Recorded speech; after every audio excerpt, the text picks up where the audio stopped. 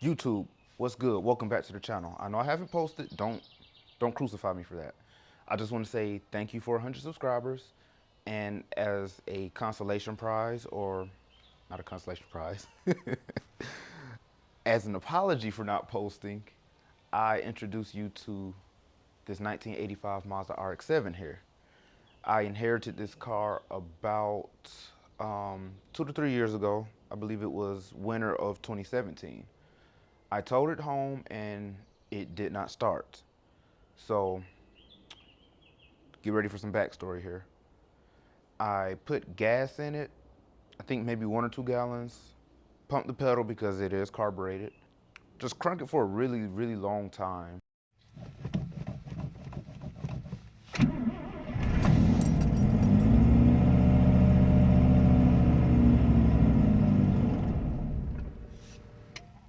Just kept trying and trying and trying. And eventually it crunk up and blew out a lot of white smoke. That kind of scared me because I thought it was coolant or water, but maybe it was just like residual condensation or something because it was cold. So eventually it cleared up. I think I have a video of that. I had to go check my computer and make sure. So I'm like, all right, at least it starts. I let it run for a while, let it get up to temp. The gauges were off. The coolant temperature gauge didn't, it wasn't right. The oil pressure gauge read low, which also scared me, but I eventually hooked up a mechanical gauge and determined that the oil pressure was okay. Cool, crisis avoided. So then, after I got the car started, I tried to drive it around. The brakes were trash, but I felt like something was kind of keeping it back. Something was dragging, and so I pulled it into the driveway here. I put the car on jack stands. I figured out that the rear drums were seized. Replaced the rear drums. Took the car out, gave it a bath, and took it around the block for a little bit. Put it back into the driveway. Went to go get like a sandwich or something. I don't know. I did something. I came back out, cranked the car back up, pushed the clutch in, and tried to put it in first. And it would not go into first. I didn't force it or anything because I didn't want to bend any shift forks, but let's just say I put some effort in. Just would not go into first. So at this point, I have to drop the transmission. What I noticed when I took it around the block was that it made a grinding noise as speed increased, I believe. It may have been engine speed or vehicle speed. I don't remember it right now. But let's just say that there are many reasons why the transmission had to come out. So the transmission comes out. I figure out that the clutch has completely disintegrated. It is turned into this cancer-causing dust, which I should not have touched. So that kind of prompted me to buy a new clutch. Took the flywheel up to get resurfaced up here at Clutch Specialties in Atlanta. Came back down, replaced the rear main seal, the flywheel, clutch pressure plate, release bearing. Ah, the pilot bearing. The pilot bearing in the eccentric shaft had died a long time ago. The needles fell out of the bearing and welded itself to the input shaft. So the input shaft was bumpy and it just had this welded metal to it.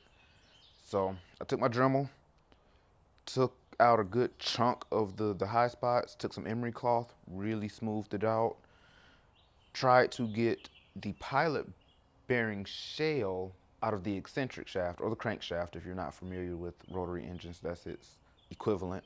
But for some reason it wouldn't come out, so I'm assuming the heat or rust had just kind of fused itself to the outside of the eccentric shaft. So I'm like, great.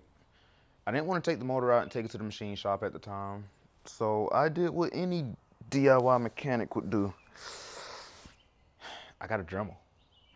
I dremeled the eccentric shell or the pilot bearing shell till it was just paper thin, and I believe I took a screwdriver or a chisel and just started bending it up, and eventually it came out.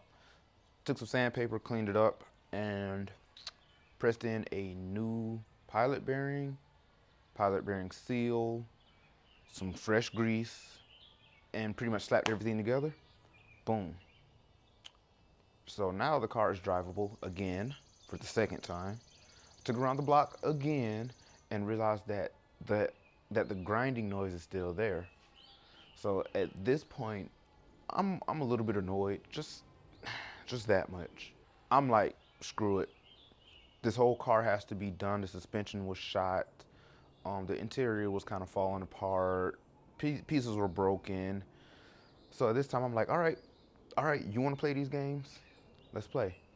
This is now a full-fledged project car. And like any good project car, pieces are spread all around. Oh, I forgot to tell you what the problem was. The input bearing on the transmission is, I think, I haven't taken the transmission apart, but I'm going to presume or assume that the input shaft bearing to the transmission is crunchy. But hey, good news for y'all. Y'all get to watch me take apart the transmission. That's gonna be fun. Now, for those of you that don't know much about this car, it is called an FB chassis, RX-7. You know, the RX-7s are named in chassis, most like any other car, the E46, E36, E30s. RX-7s go by the SA22C, which was like the 79 to 80 RX-7, and then it got like a facelift and became the FB. And then the next generation is the FC, and everybody's favorite, the FD. This is the original. This is simple, not much to it. Solid rear axle, strut fronts, 1.1 liter carbureted rotary engine, producing about 100 horsepower, 100 foot-pounds of torque, which is perfect for probably doing burnouts in ice.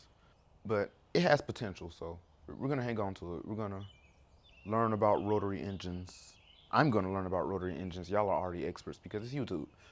So goals for this car is, I don't know if you've seen the minimalistic Miata build, but the goal for this car is kind of something like that. Something just simple, straight to the point, no fluff, no touch screens, no computers.